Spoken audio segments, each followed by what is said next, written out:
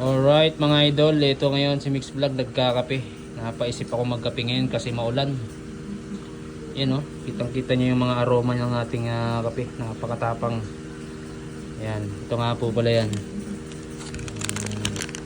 Anong tawag dito? Basta yan yung kape na yan. Meron lang akong itatanong mga idol tungkol dito sa kape.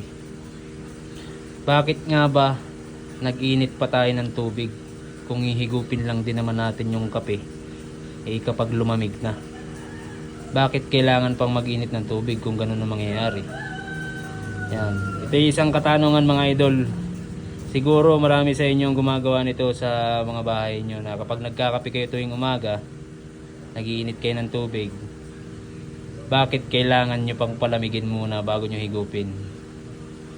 Diba? Yan ang karaniwang nangyayari sa atin mga idol.